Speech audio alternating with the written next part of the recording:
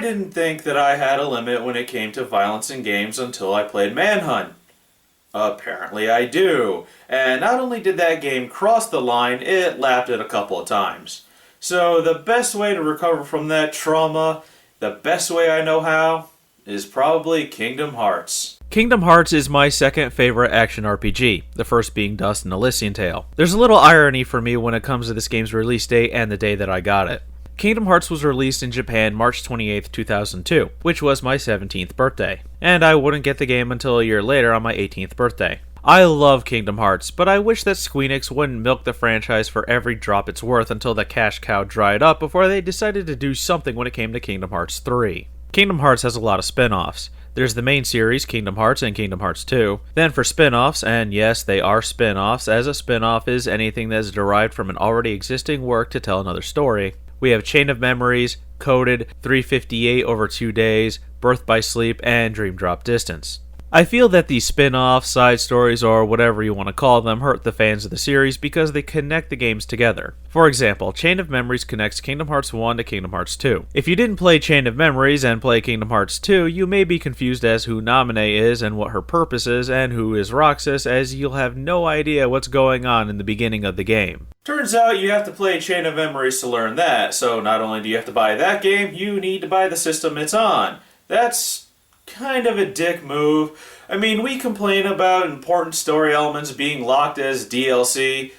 This is pretty much the same thing. People have complained about important story elements to games being locked behind the paywall that is DLC. What Squeenix has done is worse. Yes, they made these story elements into games, and sure, they've been well received, but they put them on a portable system, so if you want to play it, you need that system. Thankfully, some of them got remade onto the home systems though. But I really don't want to buy a PSP or Vita just to play Birth by Sleep, so I'll wait for Kingdom Hearts 2.5 HD Remix. When a game series grows, it's like a tree. It grows upward as more main games come out. Kingdom Hearts, on the other hand, is more like a bush. It just grows outward with all of its spin-offs. And after E3 2003, Tetsuya Nomura said that Kingdom Hearts 3 was announced too early, but said that the fans were getting tired of all the spin-offs. While I've made the joke that Squeenix would continue to make spin-offs instead of sitting down and making Kingdom Hearts 3 just so they can milk their fans for every cent they're worth by giving spin-offs instead of making a full game, granted, I can't use that joke anymore because they announced Kingdom Hearts 3. About frickin' time! All those spin-offs have expanded the story greatly, and I'm glad we can agree that the story is really good, but I think that some of the expansion was a little unnecessary. Did we really need a story about Sora and Riku becoming Keyblade Masters, especially because they've had Keyblades since the first game, and they're both pretty skilled at using them too? Now, I know what I just said about Dream Drop Distance was full of ignorance, because I haven't played the game yet and only skimmed through a synopsis. But my point is that it seems a little redundant for them to be Keyblade Masters when they've been doing just fine for the 4 games they've been in. But that's how I felt about Squeenix's treatment of what was probably their best RPG franchise that they haven't screwed up. At least not yet anyway. But enough about that. Development started when, and I'm sorry if I butcher these names, Shinji Hashimoto and Hironobu Sakaguchi were talking about Super Mario 64, and they wanted to make a game that had that level of freedom of movement. But the only characters that could rival Mario's level of popularity were Disney characters. Tetsuya Nomura volunteered to lead the project. Shinji Hashimoto pitched the idea to Disney, as Squaresoft, as they were known during that time, worked in the same building as Disney's Japanese branch. There were over 100 different members from Squaresoft and Disney Interactive working together on the project. Originally, they were focusing on gameplay with a simple story, but Hashimoto said that the project would fail if the story wasn't up to the quality of games like Final Fantasy. The name Kingdom Hearts comes from Disney theme parks and how hearts play a core part of the story.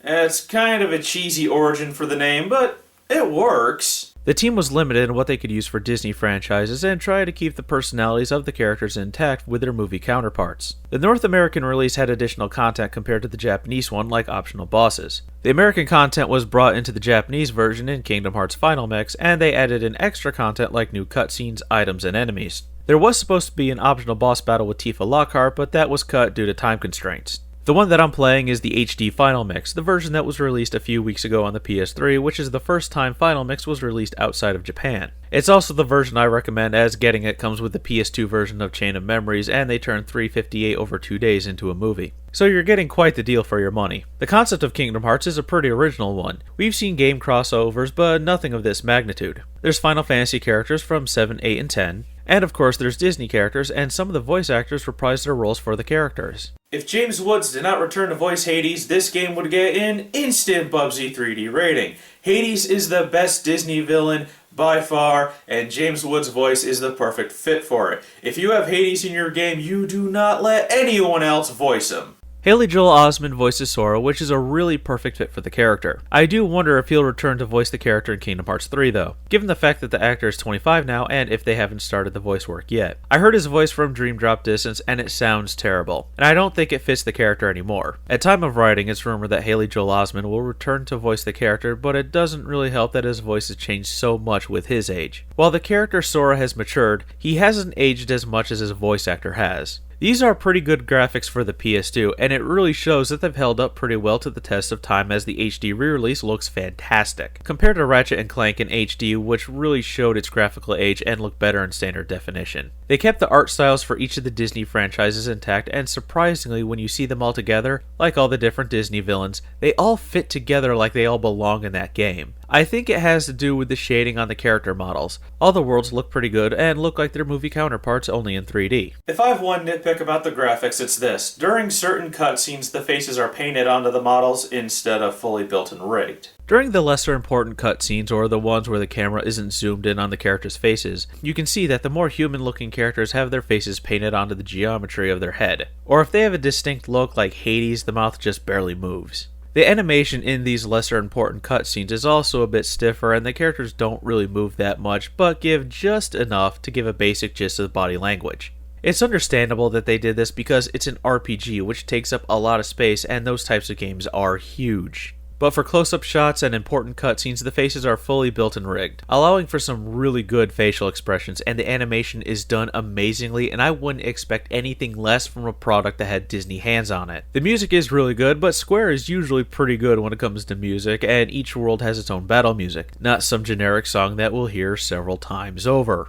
Unlike Sonic Unleashed Night Stages, where it played the same freaking song every single time you entered battle, no matter what level you were in. The controls are really good, but the button layout needs a little getting used to, as most games that had a jump button, it would be tethered to the X one and attack would be square. In Kingdom Hearts, X is attack and circle is jump. Once you get used to the control layout, it's really good and easy to work with. The combat is amazing. I've played a few action RPGs before this, like Zelda, Crusader, or Senti, but nothing that made the combat this fun and made it feel this real. In other games, you were mostly swinging your sword a few times and dancing back and forth a bit, but there really wasn't much you could do during those times due to the technology that was available. Kingdom Hearts, on the other hand, took that combat to the next level and beyond when the technology was right. Sora attacks with a string of combos and fluidly moves around as he attacks.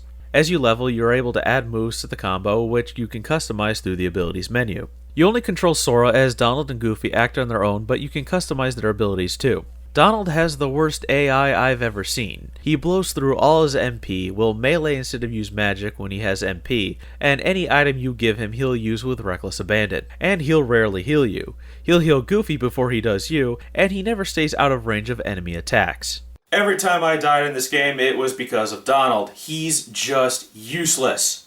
Well, in the beginning, he's useless. Goofy actually has the best partner AI as he'll use his abilities sparingly, and he will actually heal you if you give him potions. Donald is a character that you really need to focus on if you want him to be good. Otherwise, he's just going to get knocked out constantly, and it doesn't help that he has the slowest progression out of the three characters. When you start the game, you build Sora's stats in the way you see fit. You pick a stat to excel in and one to lack in.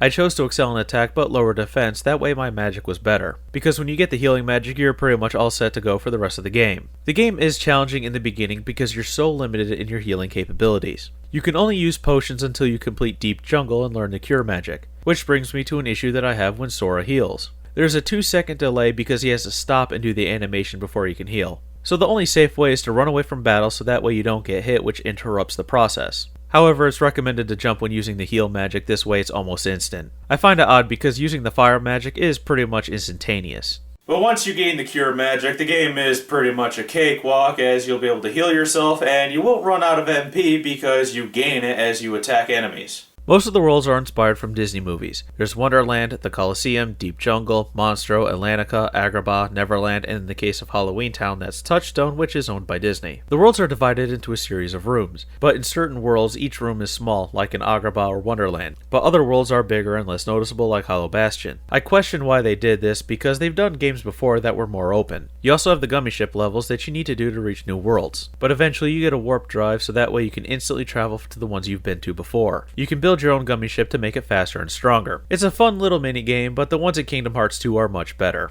There's quite a few things that you can do on the side, like 100 Acre Woods. It's its own world, but it's actually a book. Now I'm going to go into the story and characters, and I'm going to abridge it the best that I can, otherwise we're probably going to be here all day, and I don't think that anyone wants to watch a 6-hour review. The story about Kingdom Hearts is the classic light versus darkness, but with a very interesting take on it, to the point where it's pretty original. You play as Sora, a young kid on an island where he hangs out with his friends all day.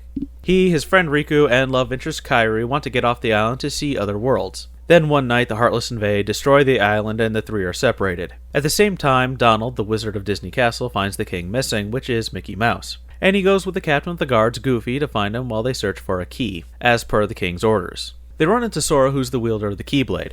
They travel to different worlds, solving the problems the Heartless are causing.